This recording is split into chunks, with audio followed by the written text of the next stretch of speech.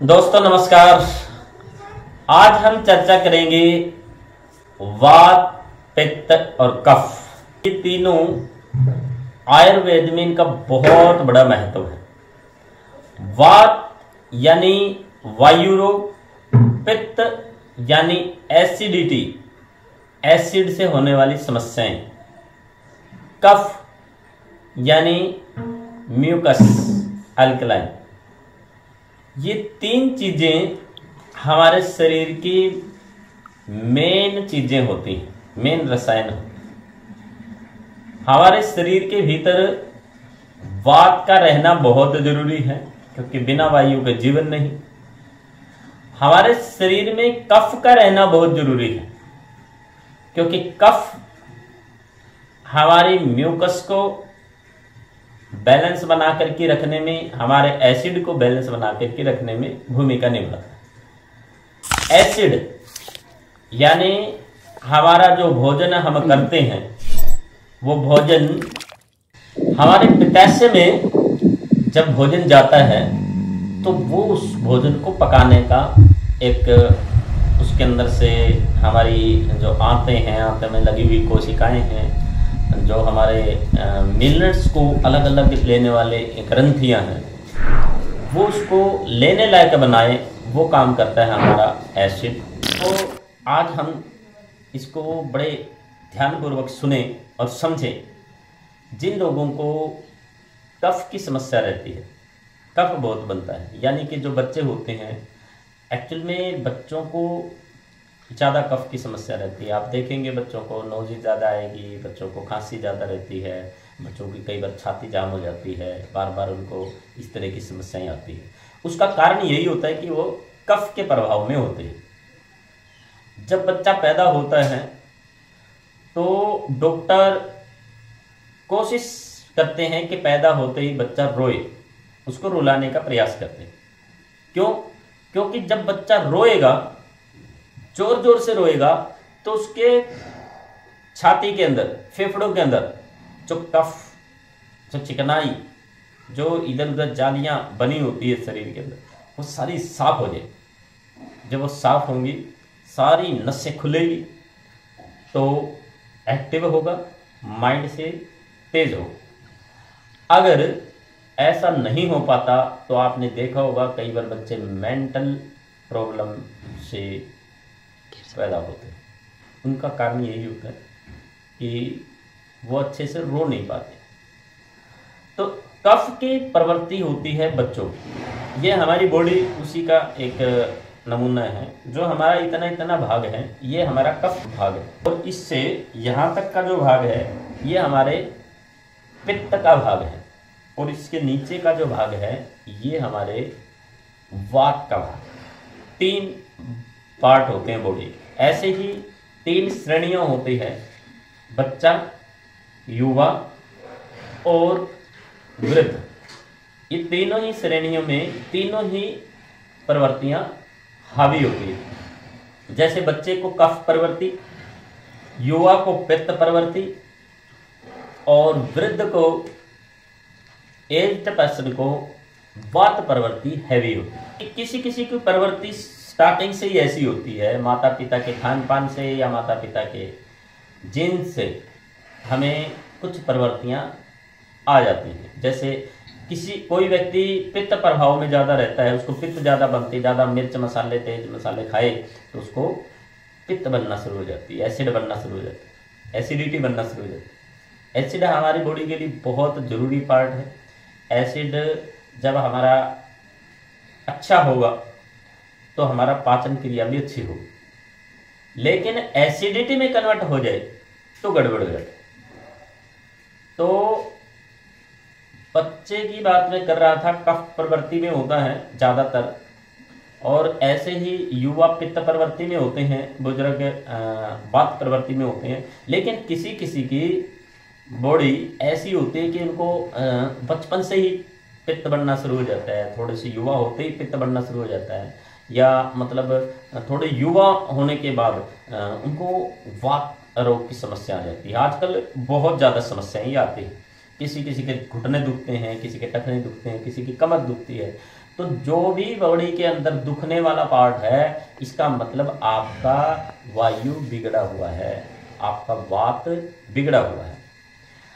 और जिनको किसी किसी को देखा होगा कि बार बार उनको जुकाम होता है, बार बार उनको खांसी होती है, बार बार कफ बनता है, और जैसे मतलब सांस लेने में तकलीफ होती है, यानी रेस्पिरेटरी सिस्टम में जो भी समस्याएं होती हैं वो कफ के बिगड़ने से होती है। ऐसे ही वायु रोग बिगड़ता है तो हमारे को दर्दों की समस्या, पित्त रोग बिगड़ता है तो हमारे एसिडिटी की समस्या, जलन होना और भीतर से बड़ी गर्मी लगना, पैरों में पसीने आना, पसीना बहुत ज़्यादा आना, और क्या बोलते हैं बीपी लो होना या हाई होना, ये जो समस्याएं हैं ये पित्त के प्रभाव में होती है। किसी किसी को नक्सीर आती है, ब्लीडिंग होती है, वो पित्त के प्रभाव से होती है। तो इन सबको बैलेंस रखने के लिए हमें सबसे महत्वपूर्ण चीज़ है वो हमारा खान पान सही होना।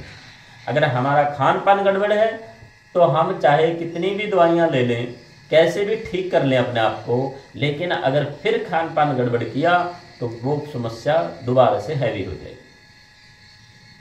जो लोग कफ के प्रभाव में होते हैं, जिनको कफ बनता है, यानी कि कई बार जुकाम खांसी वैसे ही जनरली हो जाते हैं मौसम की तब्दीली से, तो कफ के प्रभाव में जब व्यक्ति होता है तो उसको चिकनाई नहीं लेनी चाहिए, उनको मक्खन घी इत्यादि चीज़ें नहीं लेनी चाहिए, उनको फ्रिज की कोई भी चीज़ नहीं लेनी चाहिए, यानी ठंडी चीज़ें भी नहीं लेनी चाहिए।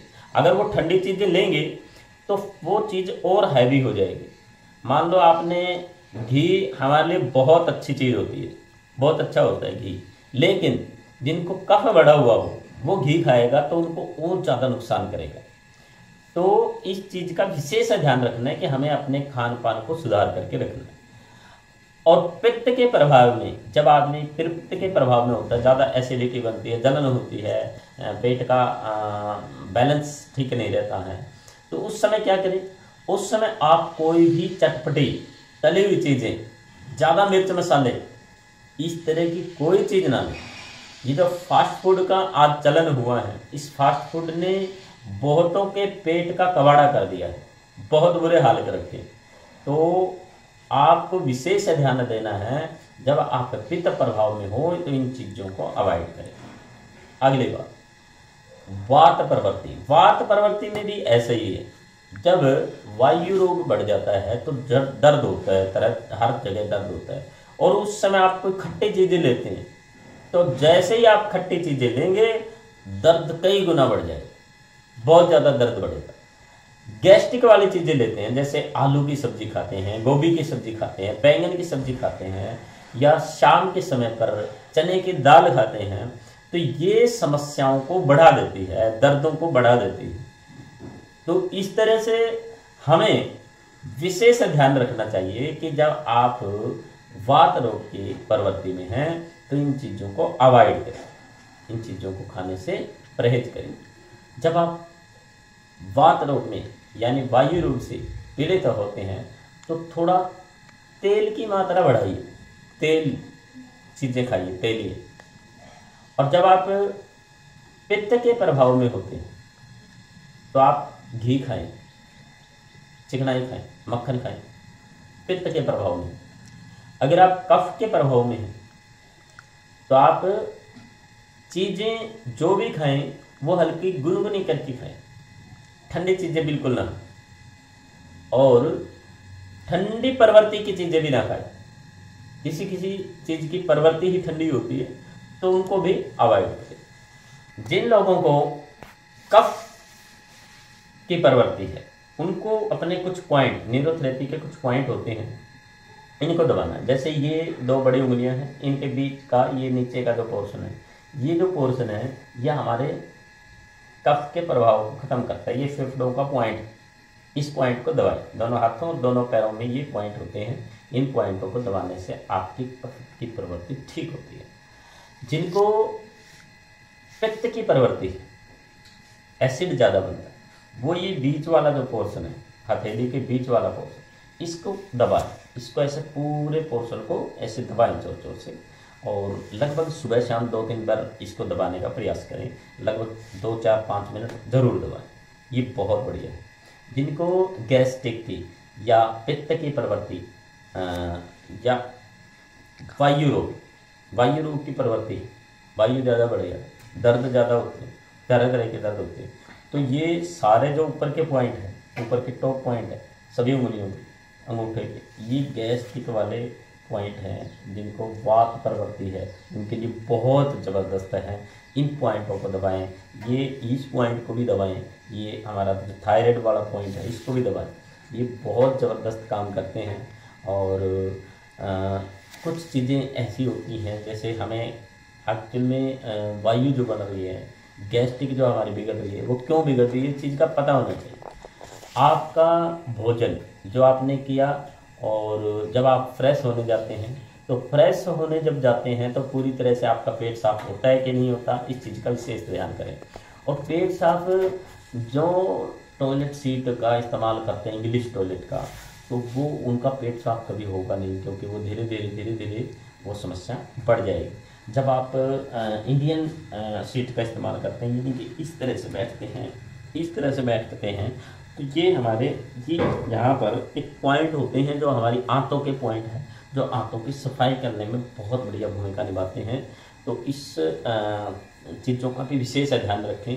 आपको बैठना कैसे, आपको खाना कैसे, आपको पहनना कैसे। बहुत से लोग हैं बहुत जल्दी में फास्ट खाना खाते हैं, बस 2 मिनट में खाना फिनिश किया और भाग लिए, तो वो लोगों को गैस्ट्रिक बनेगी, उन लोगों को पित्त भी बनेगी, उन लोगों का सिस्टम खराब होगा।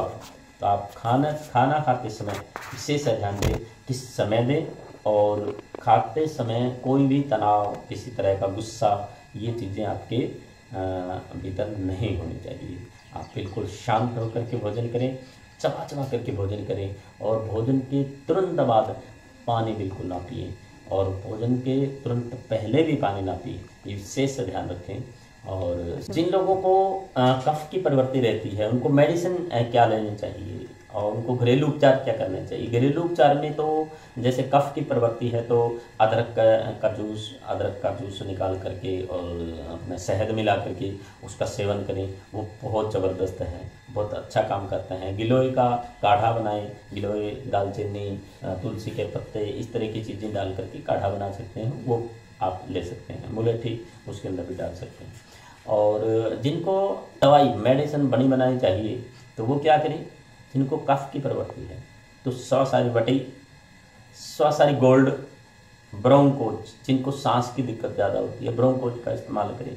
और सीताफलादि चूर्ण, तिलकुट चूर्ण, अबरक भस्म, प्रवाल पिष्टी, गोदंती भस्म, ऐसी चीज़ें मिला करके शहद के साथ लेने से भी आप कफ की प्रवृत्ति से निजात पा सकते हैं।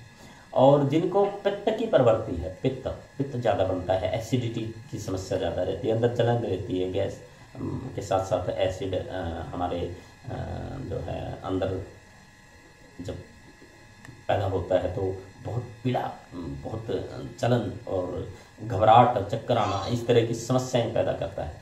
तो उस संदर्भ में आप क्या करेंगे कि आप कोई भी चटपटी चीज़ें ना ले करके, उसमें जो लोग चाय बहुत ज़्यादा पीते हैं, चाय पीने वालों को पित्त बनेगा, यानी कि चीनी का इस्तेमाल ज़्यादा किया, कोई भी मीठे का इस्तेमाल ज़्यादा करते हैं, चीनी वाले मीठे को, तो वो हमारे पित्त को बढ़ा देता है। तो उसकी बजाय क्या करें, चाय अगर आपने पीनी है तो आप बिना दूध की नींबू वाली चाय पिए, और उसमें चीनी बिल्कुल ना डालें। अगर मिठाई करना है थोड़ा सा गुड़ डाल दें। नींबू वाली, गुड़ वाली चाय आप पिए तो आपके लिए बहुत बेस्ट है। कॉर्न फ्लेक्स वाली चाय भी पी सकते हैं, कॉर्न सिल्क वाली। कॉर्न सिल्क जो होता है ना, जो मक्की के जो दाने निकालने से पहले बाल से निकलते हैं, बालों को सिल्क बोलते हैं, उसका पाउडर बना करके उसकी चाय पीने से भी पित्त शांत होती है। और इसमें दवाई का इस्तेमाल कर सकते हैं हम। 100 ग्राम अभिपत्ति का चूर्ण, 10 ग्राम मुक्ताशुद्धि भस्म, 10 ग्राम कामरूदा रस और 4 ग्राम मोटी पिष्टी मिला करके खाना खाने से पहले 1 चम्मच ले लीजिए। बहुत ज़बरदस्त है, आपके पित्त को शांत करने के लिए बहुत अच्छी औषधि है, आप इसका इस्तेमाल कर सकते हैं। एलोवेरा, गिलोय, आंवला, इन चीज़ों का भी इस्तेमाल आप कर सकते हैं। और जिनको वायु रोग की यानी कि जोड़ों के दर्दों की समस्या है तो उनको हल्दी मेथी सौंठ का पाउडर बना करके आधा आधा चम्मच या 1 चम्मच का चौथा हिस्सा भी आप ले सकते हैं अपने एज के हिसाब से। जोड़ों के दर्द के लिए बहुत ज़बरदस्त काम करता है ये पाउडर। और जिनको मेडिसिन लेनी है तो वो योगराज गूगल, महायोगराज गूगल, त्रिभंग दशांग गूगल, चंद्र प्रभावटी और बिडानिल गोल्ड, या फिर बहुत ज़्यादा दिक्कत है तो ऑर्थो ग्रिट की टेबलेट ले सकते हैं। आप स्वस्थ रहें, आप मस्त रहें, इसी शुभकामनाओं के साथ आप सबका बहुत बहुत धन्यवाद।